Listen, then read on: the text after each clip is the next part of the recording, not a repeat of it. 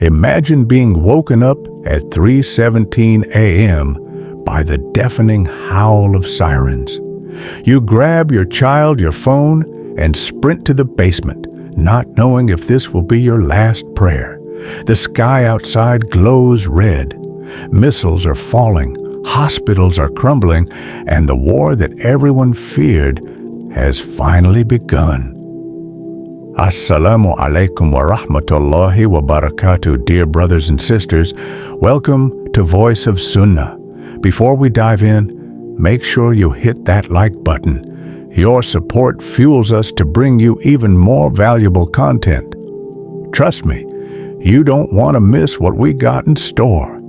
If you're not already subscribed, now's the time. Activate the notification bell so you'll be the first to know when we drop new videos packed with powerful insights on the Islamic faith. Share this with your loved ones and leave a comment below to let me know your thoughts. Your feedback means a lot to us.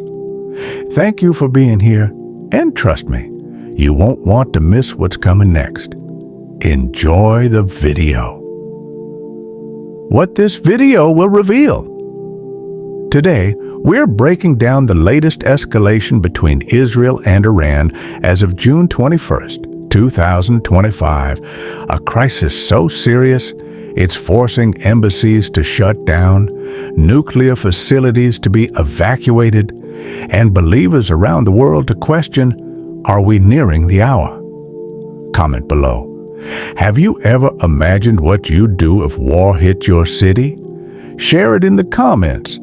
Only those who stay until the end will understand what this really means for the Muslim Ummah and why it could affect your life far more than you think. Shall I move on to the next section? Israel's strike on Iran?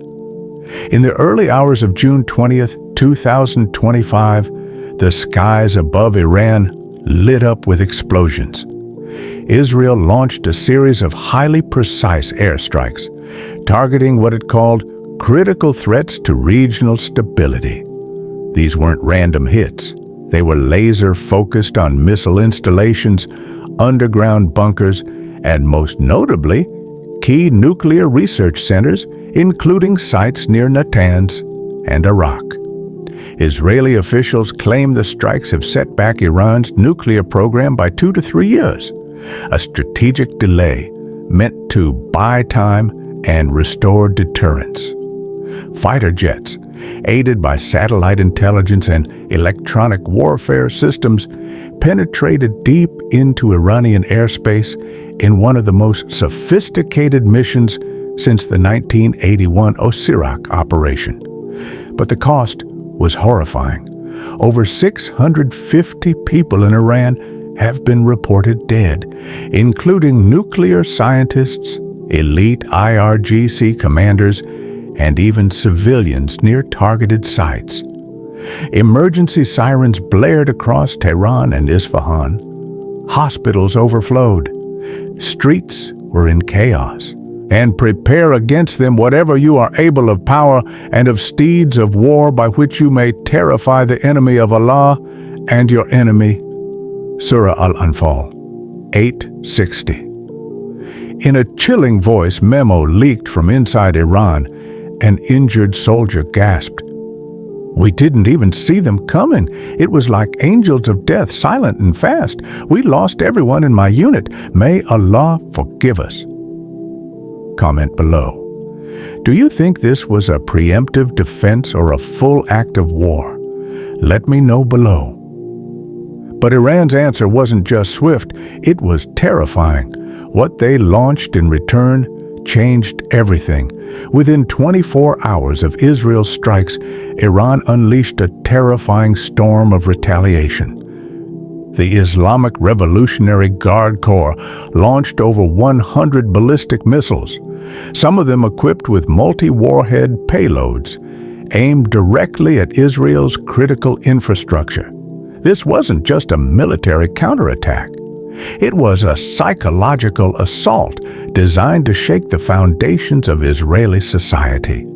Sirens wailed across the country as missiles rained down on Tel Aviv, Haifa, and the Negev desert. But the most devastating hit? Beersheba's Soroka Medical Center. A missile penetrated deep, damaging critical wards and forcing the evacuation of dozens of patients in the middle of the night. Iran also targeted the Iraq heavy water nuclear plant, a chilling escalation that signals a new kind of warfare, one that no longer respects the boundaries of defense. And when we intend to destroy a city, we command its affluent, but they defiantly disobey therein. So the word comes into effect upon it, and we destroy it with complete destruction. Surah Al-Isra 17:16. A mother from Haifa, trembling, shared through a phone interview. The ground shook. My windows exploded. My son cried and kept asking if it was the end. I held him and said, "If we die, may it be as Muslims, saying, La ilaha illallah." Comment below, what would your first thought be under such bombardment? Would you run, pray, call family? Share it in the comments. This is no longer just Israel versus Iran. With missiles flying, embassies evacuating, and alliances breaking down, what comes next could engulf the entire region or even the world. Stay with me. What you're about to hear in the next segment will send chills down your spine. More than 650 people have now died on Iranian soil. Not just soldiers, but nuclear scientists, engineers, senior IRGC officers, even families trapped in the wrong place at the wrong time. Streets in Tehran that once buzzed with life are now lined with rubble, burnt-out cars, and the deafening silence of mourning. Across the border, Israeli cities aren't spared. In Haifa, children were pulled from under collapsed buildings. A direct missile hit Soroka Hospital in Beersheba, forcing evacuations mid-surgery. A nurse from the emergency unit, trembling and exhausted, whispered to a reporter, "We were helping patients," and suddenly, we became patients ourselves. Every shattered window echoes with a truth we all try to forget. War does not discriminate. It turns the living into statistics and cities into graveyards. Whoever kills a soul, it is as if he had slain mankind entirely. Surah Al-Ma'idah 5:32. Brothers and sisters, this is not just news. This is life and death, and it is unfolding now. What image from this war shook you the most? Share it in the comments. Let your voice be heard. But this wave of bloodshed is not the end. It is only a tremor before the earthquake. What's coming next may collapse the region altogether. Stay with us. Just when the world thought the battlefield was limited to Israel and Iran, the region has caught fire. Israel has officially warned Hezbollah. Any attack from Lebanese territory will be considered a declaration of full-scale war. In response, Hezbollah has reportedly mobilized in southern Lebanon, as Israeli drones circle the skies over Beirut. Meanwhile, in Yemen, Houthi rebels backed by Iran fired a barrage of missiles toward Ben Gurion Airport, targeting the heart of Israeli infrastructure. Some were intercepted by the Iron Dome. Others triggered chaos. Air traffic halted. Flights suspended. Thousands stranded. Sirens blared through Tel Aviv in the dead of night. A young Lebanese brother from Tyre shared, "We're not even part of the war yet, but we're already living like it's a battlefield. Everyone's scared. No one knows what tomorrow brings." And never think that Allah is unaware of what the wrongdoers do. He only delays them until a day when eyes will stare in horror. Surah Ibrahim 14:42. This isn't just a regional squabble anymore. It's a domino chain, and the next tile is trembling. Do you believe this is the start of something much bigger? Write it below in the comments. Let's talk about what's really happening. And remember, some scholars have long said that a major war in the East would precede the signs of the hour. Could this be the spark? Don't blink. The next move might rewrite history. While missiles roar and cities bleed, a desperate whisper echoes in the halls of diplomacy. In Geneva, high-stakes negotiations are unfolding. The United Kingdom, France, and Germany are scrambling to broker a ceasefire. Their message is clear. If this spirals, the world may not survive the fallout. Meanwhile, across the Atlantic, former U.S. President Donald Trump has stepped into the fray. He issued a direct message to Israeli Prime Minister Netanyahu. End this cleanly. Our history will remember you as the one who lit the final flame. But Iran isn't listening. The Iranian foreign minister firmly rejected all talks, declaring, "We do not negotiate with bombs falling on our soil." Amid the chaos, a Muslim diplomat, an unknown name, yet a powerful soul, was seen praying quietly in a side room between heated sessions. A witness said he raised his hands with tears. Maybe no one in that room had more faith than him. And if two groups among the believers fight, make peace between them. But if one of them oppresses the other, then fight against the one that oppresses. Surah Al-Hujurat 49:9. Do you still believe peace can come through diplomacy? Or are we past that point? Share your view below, because if these peace efforts fail, what follows might be unlike anything we've seen before. Not just a war of armies, but of ideologies, faiths, and the fate of our ummah. Stay till the end. The signs are unfolding faster than we can count. As the skies darken with missiles, thousands are fleeing Tehran's streets. The air raid sirens have become a deadly soundtrack, forcing families to abandon their homes overnight. Embassies of France, the United Kingdom, and Germany have shut down, evacuating diplomats and staff under heavy security. In Jerusalem, a Swiss Muslim woman shares her harrowing experience. "I never imagined I'd have to leave my home so suddenly. The fear was overwhelming, but survival demanded I move fast." The reality hits hard. The striking calamity. What is the striking calamity? Surah Al-Qari'ah 101:1-2. If war reached your city, what would you take first? Share your answer below. Don't fool yourself thinking you're safe.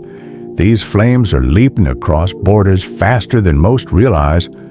The Ummah must stay vigilant. Comment now and stay with us until the end. Only 1% truly grasp the scale of what's unfolding.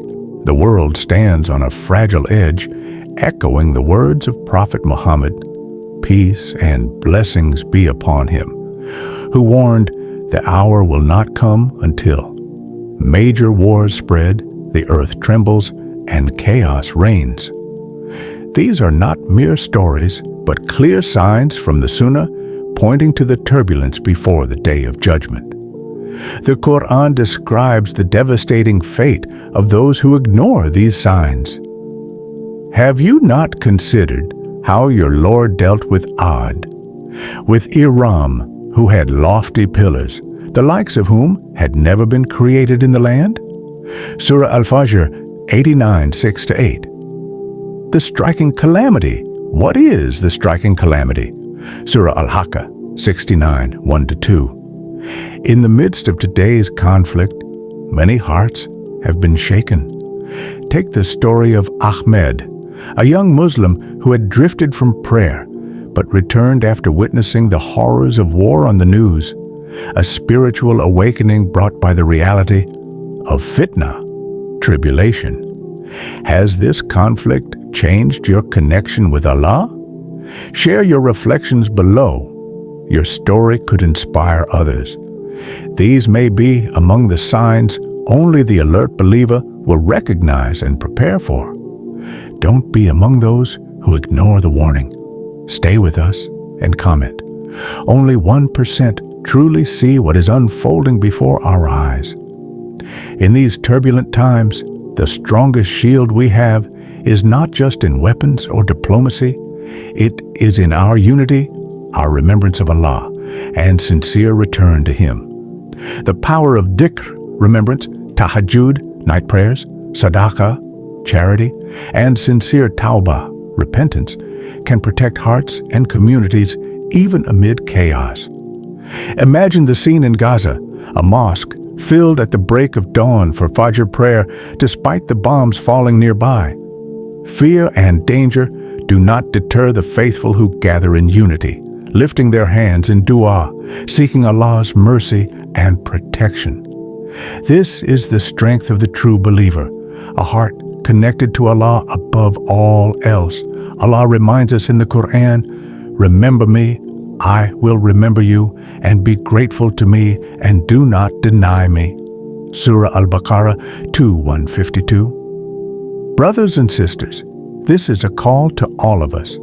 Amid conflict and uncertainty, what is one action you will take today to reconnect with Allah? Will you increase your dhikr? Will you pray in the stillness of the night? Will you give charity or seek forgiveness sincerely? Share your commitment in the comments below. Let's encourage each other on this path. Don't wait for bombs or disasters to awaken your soul. This moment is your test. The choices you make now will shape your fate. Remember, the eyes of the Ummah are watching, and the power of sincere worship can turn despair into hope. Only those who answer this call will find true salvation. Stay strong, stay united, and keep your faith alive. Today, we have uncovered the harsh realities of war, the devastating loss of lives, the escalating diplomatic tensions, and the terrifying risk of a wider regional conflict. But beyond the headlines, there are signs of the end times unfolding, calling us to spiritual awakening and return to Allah. This is not just news to scroll past. It may be your last divine reminder to prepare your heart and soul. Do you think you're ready if this war touches your home? Tell me below in the comments. Now, please like, comment, and share this video with your family and friends. Subscribe to Voice of Sunnah to stay informed and spiritually prepared for what lies ahead. Your support helps us spread this vital message and grow this community. Barakallahu fikum. And please, don't keep this message to yourself. Let others benefit too.